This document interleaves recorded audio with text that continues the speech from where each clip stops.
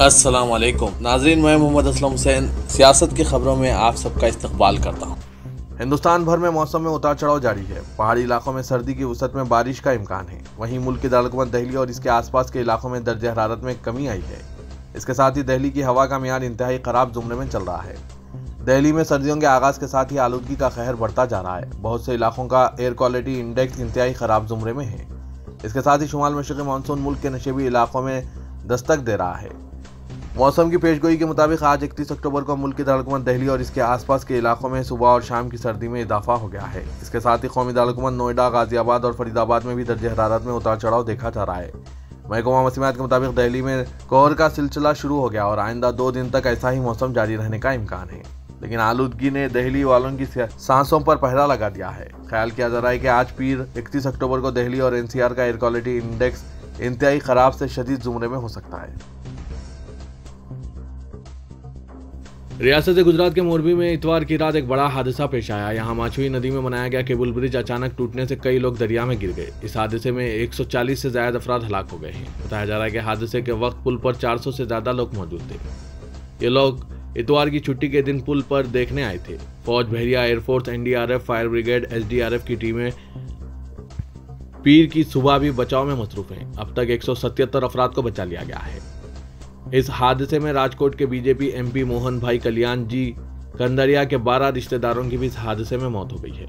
मोरबी हादसे को लेकर मेंटेनेंस एजेंसी के खिलाफ 304, 308 और 114 के तहत फौजदारी मुकदमा दर्ज कर लिया गया है। आज पीर की सुबह भी जांच शुरू कर दी गई है और अब तक 141 अफराद की लाशें निकाली गई है। वज़ीर-ए-आज़म नरेंद्र मोदी ने साबिक़ा हुकूमतों पर मुल्क में मैन्युफैक्चरिंग सेक्टर को नज़रअंदाज करने का इल्ज़ाम लगाते हुए कहा कि इनकी हुकूमत की अनथक कोशिशों ने इस ज़हनियत और काम के कल्चर को बदल दिया है जिसकी वजह से मुल्क मैन्युफैक्चरिंग का मरकज़ बनने जा रहा है। खित्ते को इस मौके से भरपूर फ़ायदा उठाना चाहिए। मुल्क के पहले मुकामी ट्रांसपोर्ट तैयारा साजी के प्लांट का संग बुनियाद रखने के मौके पर खिताब करते हुए मोदी ने कहा कि इनकी हुकूमत दुनिया को पीछे छोड़ते हुए तरक्की के एक जामे नुक्ते नज़र के साथ आगे बढ़ रही है। उन्होंने कहा कि हमारी पॉलिसी मुस्तहकम और मुस्तकबिल के हवाले से है। आज हिंदुस्तान मैन्युफैक्चरिंग में सबसे आगे बढ़ने के लिए तैयार है।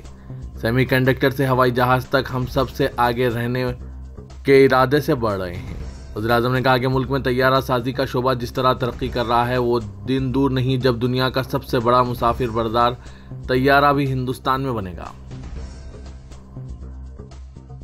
इतवार को दारुल देवबंद में कुल हिंद राब्ता मदरसा इस्लामिया के ज़ेर एहतमाम मुल्की सतह पर जिम्मेदारान मदरसों का वसी व अरीज़ मस्जिद रशीद में इजलास मुनक़्क़िद किया गया जिसमें तकरीबन 5000 से ज़ायद उलमा अलग अलग रियासतों में राब्ता मदरसों के ओहदेदारान और जिम्मेदारान मदरसों ने शिरकत की। 4 घंटे से ज़ायद वक्त तक जारी रहे इस खुसूसी इजलास में एक मरतबा फिर यह पैगाम दिया गया कि जिम्मेदारान मदरसों को खौफज़दा होने की ज़रूरत नहीं है मगर तालीमी निज़ाम को बेहतर बनाना अशद ज़रूरी है और ज़ाब्ता शुकनी किसी भी सूरत नहीं होनी चाहिए। दारुल देवबंद के सदर मुदर्रिस और जमाअतुल उलमा-ए-हिंद के सदर मौलाना सैयद अरशद मदनी ने अपने खिताब में वाज़ेह अंदाज में कहा कि मदरसे किसी भी बोर्ड से मुल्हक नहीं होंगे और ना ही मदरसों को सरकारी इमदाद की ज़रूरत है। मौलाना ने अपने ख़ास अंदाज में ये भी कहा कि हम मदरसों के सिलसिले में हुकूमत की इमदाद की तरफ देखेंगे भी नहीं। मदरसे मुसलमानों के ताउन से चलते हैं और चलते रहेंगे। मुसलमान मदरसों का बोझ उठाते रहेंगे। गुजरात हुकूमत की जानिब से गुज़िश्ता रोज़ यकसा सिविल कोड के निफाज के लिए कमेटी तश्कील देने के ऐलान पर जमकर सियासत हो रही है और इसे BJP की गुजरात में घबराहट से ताबीर किया जा रहा है। इस ताल्लुक से अपोजिशन लीडरान मुसलसिल इस ऐलान पर तनकीदें भी कर रहे हैं। दिल्ली के वज़ीर आला अरविंद केजरीवाल ने इस बारे में पूछा गया तो उन्होंने कहा कि BJP की नीयत ख़राब है। वो गुजरात के अवाम को सिर्फ धोखा दे रहे हैं। आइन के आर्टिकल 44 में वाज़ेह तौर पर कहा गया है यकसा सिविल कोड को नाफिज करना हुकूमत की जिम्मेदारी है। फिर हुकूमत को यकसा सिविल कोड बनाना चाहिए और ये कोड ऐसा बनाया जाए जिसमें तमाम बरादरियों की रजामंदी शामिल हो। इसके बगैर इसका कोई मतलब नहीं है। केजरीवाल ने सवाल किया कि BJP ने यकसा सिविल कोड को अब तक मध्य प्रदेश, उत्तर प्रदेश या हरियाणा में क्यों नाफिज नहीं किया। वहाँ तो कोई इलेक्शन नहीं है, वो इत्मीनान से निफाज कर सकती है। उन्होंने उत्तराखंड की भी मिसाल दी और कहा कि उत्तराखंड इलेक्शन से पहले एक कमेटी बना दी गई थी और इलेक्शन जीतने के बाद वो कमेटी घर चली गई। मगरबी बंगाल की वज़ीर आला ममता बनर्जी ने इदा किया है कि लोगों का एक ग्रुप जमहूरी हुकूक तलब कर रहा है और इससे मुल्क में सदारती तर्ज हुकूमत की राह हमवार हो सकती है। चीफ मिनिस्टर ने अदलिया और मुख्तलिफ शोबों के कायदीन से कहा कि वो जमहूरियत को बचाएं। उन्होंने एक प्रोग्राम से खिताब करते हुए कहा कि अगर यही रुझान बरकरार रहा तो एक दिन आएगा जब मुल्क में सदारती तर्ज हुकूमत नाफिज हो जाएगा। बीजेपी का नाम लिए बगैर उन्होंने कहा कि हुक्मरान जमात इसके पीछे है। वेस्ट बंगाल नेशनल यूनिवर्सिटी ऑफ ज्यूरिडिकल साइंसेस की कन्वोकेशन तकरीब से खिताब करते हुए उन्होंने अदलिया से कहा कि वो इस बात को यकीनी बनाएं कि मुल्क का वफाकी ढांचा मजबूत व मुत्तहिद रहे। उन्होंने कहा कि लोगों का एक तबका तमाम जमहूरी इख्तियारात जब्त कर रहा है, इसके नतीजे में सदारती तर्ज हुकूमत आ सकता है। वो मेहमान खुसूसी की हैसियत से खिताब कर रही थी। ओडिशा के मौजूदा chief justice doctor S Muralidhar उस वक्त से फिरका परस्तों और भगवा दहशतगर्दों के निशाने पर हैं जब वो दिल्ली हाई कोर्ट के जज थे। इन्हें बदनाम करने का सिलसिला थमने का नाम नहीं ले रहा है। इन्हें सरकार ने मद्रास हाई कोर्ट का चीफ जस्टिस बनाने की कॉलेजियम की अर्जी अब तक कबूल नहीं की है, मगर इनके खिलाफ ऑनलाइन मुहिम चलाई जा रही है, जिस पर ओडिशा हाई कोर्ट ने सख्त एतराज करते हुए बाकायदा बयान जारी किया है। हाई कोर्ट के जारी करदा बयान के मुताबिक गुज़िश्ता दिनों हाई कोर्ट के चीफ जस्टिस एस मुरलीधर के ताल्लुक से एक तस्वीर वायरल की गई और इस पर लिखा गया कि उन्होंने ओडिशा के वज़ीर आला के प्राइवेट सेक्टर वी.के. पांड्यन से बंद कमरे में मुलाकात की, जो कि अदालती अखलाकियत की खिलाफ वर्जी है। हाई कोर्ट ने कहा कि यह तस्वीर एक वकील श्रीनिवास मोहंती ने अपने सोशल मीडिया अकाउंट से वायरल की है। इसकी हम सख्त मजम्मत करते हैं। हाई कोर्ट ने वजाहत की कि जो तस्वीर वायरल की जा रही है वो दरअसल एक समाजी प्रोग्राम के मौके की है, जिसमें सुप्रीम कोर्ट के जज जस्टिस M.R. शाह ने बतौर मेहमान खुसूसी शिरकत की थी। मुल्क में बाइकआउट के रुझान का ताज़ा शिकार कैडबरी चॉकलेट हुआ है। दावा किया जा रहा है कि चॉकलेट में इस्तेमाल किया जाने वाला जेलेटिन बीफ से हासिल किया जाता है। सारिफीन का कहना है कि इसकी वजह से हिंदुओं के जज्बात मजरूह हो रहे हैं। हालिया अरसे में कई फिल्में, मशहूर शख्सियतें, मलबूसात के ब्रांड्स, इश्तिहारात इस बाइकआउट के रुझान का शिकार हुए हैं। इन चीज़ों के बारे में भी दावा किया गया था कि इनसे आवाम के जज्बात मजरूह हो रहे हैं। एक वेब पेज का जो मुबैना तौर पर कैडबरी का है, स्क्रीनशॉट सोशल मीडिया पर शेयर किया जा रहा है, जिसमें इस बात का तस्करा है कि इस मसनूआत में इस्तेमाल किया जाने वाला जेलेटिन हलाल सन याफ्ता है और बीफ से हासिल किया गया है। इसके बाद से बाइकआउट की अपीलों में इजाफा होता जा रहा है। बहरहाल ये स्क्रीनशॉट कैडबरी की ऑस्ट्रेलियाई वेबसाइट के पुराने वर्जन से लिया गया है। गुज़िश्ता साल भी ऐसा ही दावा किया गया था, जिसके बाद वेबसाइट को अपडेट किया गया ताकि ये जाहिर किया जा सके कि ये स्क्रीनशॉट ऑस्ट्रेलियाई शाख से ताल्लुक़ रखता है। उस वक्त भी कंपनी ने यह वजाहत की थी कि इसके हिंदुस्तान में तैयार करदा तमाम मसनूआत 100% वेजिटेरियन है और चॉकलेट के कवर पर सब्ज नुक्ता इसका सर्टिफिकेट है। कंपनी ने हालिया बाइकआउट रुझान पर कोई रद्दअमल जाहिर नहीं किया है। मुत्तहिदा अरब इमारात के शहर शारजा में मशरिक़ सतह में पहली मरतबा अरबी के नायाब और इस्लामी मखतूतात को नुमाइश के लिए पेश किया जा रहा है। शारजा में मुनक़िद किए जाने वाले 41वें आलमी कुतुब मेले में आने वालों को क़दीम मखतूतात और किताबों की ज़ियारत का मौका मिल रहा है।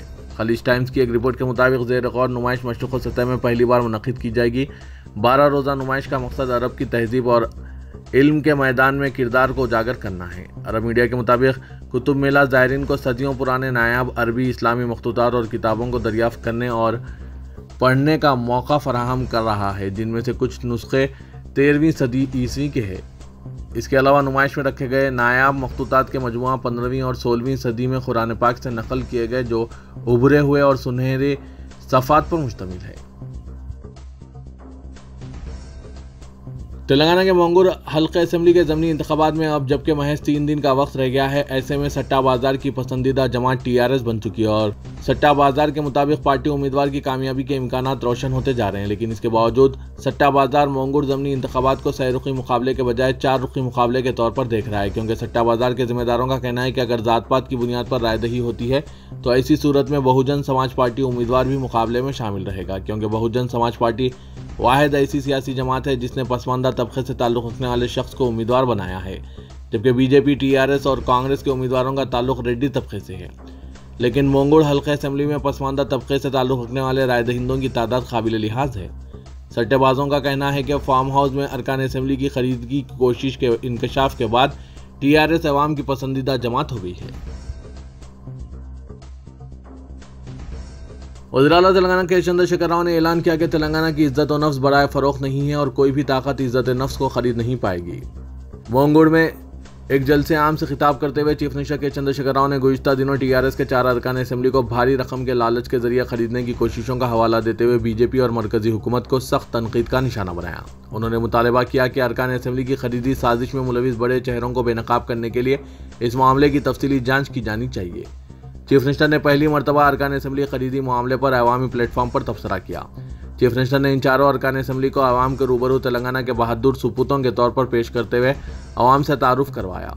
अरकान असेंबली पायलट रोहित रेड्डी, तांदूर जी बालराजू, अचमपेट हर्षवर्धन रेड्डी कोल्हापुर और आर कांताराव पनापाका के हक में अवाम के ने जबरदस्त तालियां बजाते हुए तायीद की। चीफ मिनिस्टर ने कहा कि दिल्ली के पास ब्रोकर्स ने तेलंगाना की इज्जत और नफ्स को खरीदने की कोशिश की और गुज़िश्ता दिनों टीआरएस के 4 अरकान असेंबली को 100 करोड़ का लालच देकर इन्हराफ के लिए उकसाया गया। तेलंगाना के इन सपूतों ने बाएं पैर की चप्पल से मारकर ब्रोकर से कहा कि सियासत कोई खरीदो फरोख्त की शय नहीं है, हम तेलंगाना के सपूत हैं। रियासत में एसएससी इम्तिहानात में अब मुस्तकिल तौर पर सिर्फ 6 पर्चे जात होंगे। रियासती हुकूमत को मौसूल हुई सिफारिशात का जायजा लेने के बाद रियासती हुकूमत ने महकमा तालीम की जानिब से रवाना की गई इन सिफारिशात को मंजूरी देने का फैसला किया है, जिसमें एसएससी सालाना इम्तिहानात के पर्चे जात को 11 से घटाकर 6 करने की सिफारिश की गई थी। गुज़िश्ता सालों के दौरान दुनिया भर में कोरोना वायरस और लॉकडाउन के सबब तालीम मुतासिर होने के नतीजे में हुकूमत ने एसएससी इम्तिहानात के पर्चेजात को 11 से घटाकर 6 करने का फैसला किया था और गुज़िश्ता 2 सालों से एसएससी इम्तिहानात में 6 पर्चों पर मुश्तमिल सालाना इम्तिहानात मुनक़िद किए जा रहे थे।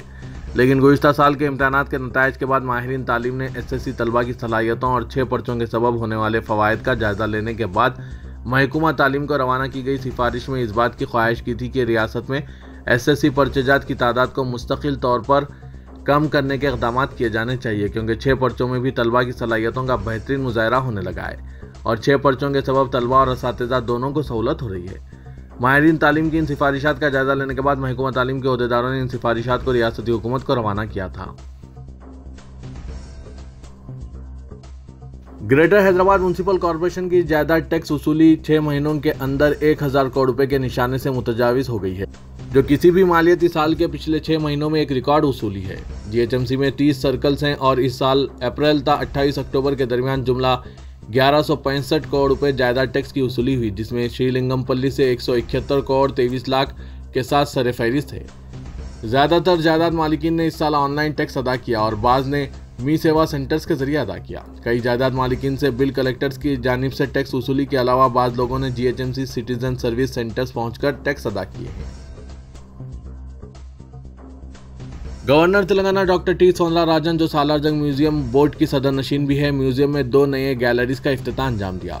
साउथ इंडियन आर्ट गैलरी और इंडियन ब्रॉन्ज गैलरी का इफ्तिताह किया। ये दोनों गैलरी सालारजंग म्यूजियम के ग्राउंड फ्लोर पर कायम की गई है। इस मौके पर सालारजंग म्यूजियम बोर्ड के अरकान S Jitendra, principal accountant general Nawab Ehtram Ali Khan और सालारजंग के अफराद खानदान मौजूद थे। Professor V Kishan Rao, doctor G Kamalakar, doctor S Jaikishan, professor T Lakshmi Narayana, registrar Osmania university doctor Ram Mohan Jogo, Jai Ramesh, doctor A Nagendra Salar Jung museum और दूसरे मौजूद थे। बाद में गवर्नर ने सालारजंग म्यूजियम बोर्ड के इजलास की सदारत की। शहर हैदराबाद में बस्ती दवाखानों की तादाद में मुसलसिल इजाफा हो रहा है। हर 5 था 10,000 आबादी वाले इलाके में एक दवाखाने के क़याम को यकीनी बनाया जा रहा है। इस वक्त 262 दवाखाने कायम किए जा चुके हैं। मजीद 23 दवाखाने नए खोले जाएंगे। साल के अख्ताम तक 300 दवाखानों के क़याम के निशाने के हुसूल की ओहदेदार कोशिश कर रहे हैं। जीएचएमसी हुदूद में 300 दवाखाने खोले जाने के बाद दही इलाकों में भी 3000 पल्ले दवाखाने खोलने का हुकूमत ने ऐलान किया है। तकरीबन 1000 तिब्बी अमले के तकर्रुर का भी ऐलान किया गया है। शहर हैदराबाद के बस्ती दवाखानों से गरीबों को बहुत फ़ायदा हो रहा है। बिलखुसूस वबाई अमराज की तशखीस और इलाज के लिए हज़ारों अफराद दवाखानों से रुजू हो रहे हैं। मरीजों की एक ही शिकायत है कि कई जगह डॉक्टर्स और अमले की कमी है और दवाओं की किल्लत है।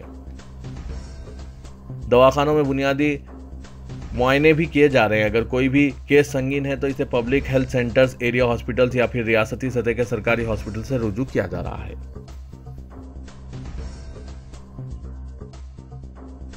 कांग्रेस एमपी राहुल गांधी की भारत जोड़ो यात्रा के सिलसिले में आइंदा 4 दिनों तक शादनगर ता हैदराबाद शाहरा पर और शहर के अंदर मुख्तलिफ मुकामात पर ट्रैफिक पाबंदियां नाफिज रहेंगी।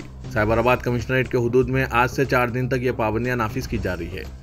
डीसीपी ट्रैफिक श्रीनिवास राव ने बताया कि 31 अक्टूबर को शहर से शादनगर जाने वाली गाड़ियों को कुत्तूर जंक्शन पर जेपी दरगाह की तरफ मोड़ दिया जाएगा। जड़चल्ला से बरहा शादनगर शहर आने वाली गाड़ियों के लिए सिर्फ 1 वे ट्रैफिक रहेगा। शमशाबाद के हुदूद में कल दोपहर 3 बजे से रात 8 बजे तक ट्रैफिक पाबंदियां नाफिज रहेंगी। 1 नवंबर को सुबह 6 बजे से रात 10 बजे तक शमशाबाद से शहर आने वाली सड़कों पर ट्रैफिक पाबंदियां रहेंगी। 2 नवंबर को भारत जोड़ो यात्रा बोयनपल्ली से बालानगर होते हुए कोकटपल्ली KPHB मियाँपुर से गुजरेगी। इस दौरान इन इलाकों में ट्रैफिक पाबंदियां रहेगी। वज़ीर-ए-आज़म नरेंद्र मोदी 12 नवंबर को तेलंगाना का दौरा करेंगे। इस मौके पर वो रामागंडम में खाद की फैक्ट्री कौम के नाम करेंगे। 6120 करोड़ रुपए की लागत से मरकजी हुकूमत रामागंडम में खाद की फैक्ट्री तामीर कर रही है। यहाँ पहले से फर्टिलाइजर फैक्ट्री मौजूद थी, ताहम इसे बंद कर दिया गया था। मरकजी हुकूमत ने इसका अहिया किया है और यहाँ खाद की पैदावार दोबारा शुरू की जा रही है। वज़ीर-ए-आज़म मोदी इस फैक्ट्री को कौम के नाम करेंगे। रुकने पार्लियामेंट हैदराबाद व सदर मजलिस असदुद्दीन अवैसी ने कहा कि गुजरात इंतखाबात के मौके पर बीजेपी की जानिब से यकसान सिविल कोड का बयान इंतखाबी हरबा है। यकसान सिविल कोड भारत में नाकाबिल अमल है। इसका असल मकसद यह है कि मुसलमानों की शिनाख्त खत्म कर दी जाए।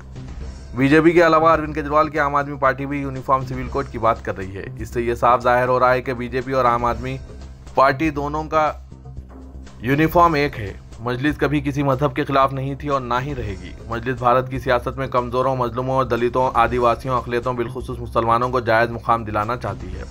जब तक मजलूम सियासी ताकत नहीं बनेगी और अपने नुमाइंदों को कामयाब नहीं करेंगे, तब तक वो अपने हक हासिल नहीं कर सकते।